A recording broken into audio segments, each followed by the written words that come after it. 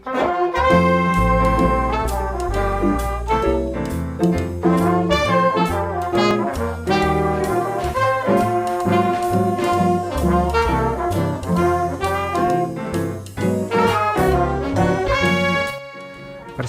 dan kesatuan. Persatuan dan kesatuan adalah nilai yang sangat penting di dalam setiap bentuk perjuangan. Semua organisasi atau kekuatan yang ada, sekalipun dengan paham ideologi atau organisasi yang berbeda, namun tetap bersatu dalam menghadapi kaum penjajah untuk mencapai kemerdekaan. Pada masa pelucutan senjata terhadap Jepang, perang melawan sekutu maupun Belanda, semua anggota TNI, berbagai anggota kelaskaran dan rakyat bersatu padu. Persatuan dan kesatuan senantiasa menjadi jiwa dan kekuatan perjuangan. Hal yang cukup menonjol misalnya pada waktu Belanda menciptakan negara-negara bagian dan daerah otonom dalam negara federal. Hal tersebut jelas memperlihatkan bahwa Belanda berusaha memecah belah bangsa Indonesia. Oleh karena itu, timbul berbagai kesulitan di lingkungan rakyat Indonesia, baik secara politis maupun ekonomis. Hal itu disadari benar oleh rakyat Indonesia, sehingga banyak yang menuntut untuk kembali ke negara kesatuan. Akhirnya, pada tanggal 17 Desember tahun 1950, negara kesatuan dan nilai persatuan cocok dengan jiwa bangsa Indonesia. Karena itulah, persatuan dan kesatuan bangsa Indonesia yang sudah ada sejak dahulu perlu kita rawat dan kita jaga. Berikut beberapa cara merawat dan menjaga kesatuan dan persatuan bangsa Indonesia. Yang pertama itu ada menghormati teman yang berbeda budaya. Lalu yang kedua, tidak mengejek teman yang berbeda agama. Setelah itu yang ketiga, menghargai perbedaan suku dan ras. Lalu yang keempat, menjaga keutuhan NKRI. Yang kelima, menghindari penonjolan SARA. Yang keenam, rela berkorban. Dan yang terakhir yang ketujuh, menyelenggarakan kerjasama antar daerah. 2. Rela berkorban dan tanpa pamrih. Nilai kejuangan bangsa yang sangat menonjol di masa perang kemerdekaan adalah rela berkorban. Para pemimpin, rakyat, dan para pejuang pada umumnya benar-benar rela berkorban dan tanpa pamrih. Mereka telah mempertaruhkan jiwa dan raganya, mengorbankan waktu dan harta bendanya demi perjuangan kemerdekaan. Kita tidak dapat menghitung berapa banyak para pejuang kita yang gugur di medan juang.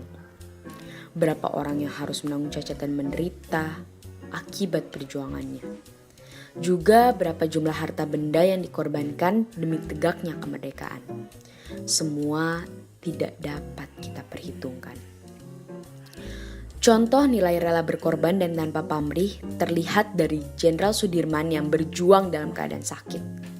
Dengan satu paru-paru yang berfungsi, tetapi ia tetap memimpin perang gerilya. Jenderal Sudirman bersama pasukannya telah menempuh sekitar 1000 km dalam waktu sekitar 6 bulan. Mereka menderita lapar dan dahaga. Tetapi semangat perjuangan tidak pernah padam.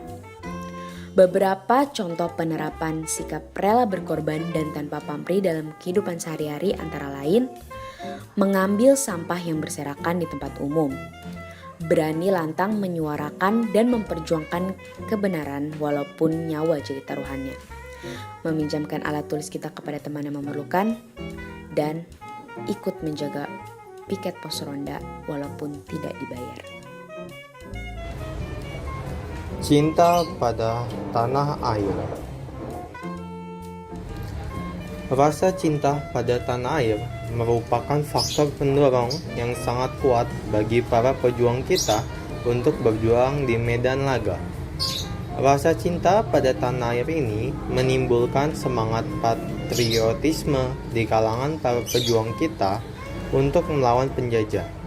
Sebagai perwujudan dari rasa cinta tanah air dan cinta pada tumpah darahnya, muncullah berbagai perlawanan di daerah untuk melawan kekuatan kaum penjajah. di Sumatera, di Jawa, di Bali, Sulawesi, dan tempat-tempat lain. Muncul pergolakan dan perlawanan menentang kekuatan asing demi kemerdekaan tanah airnya.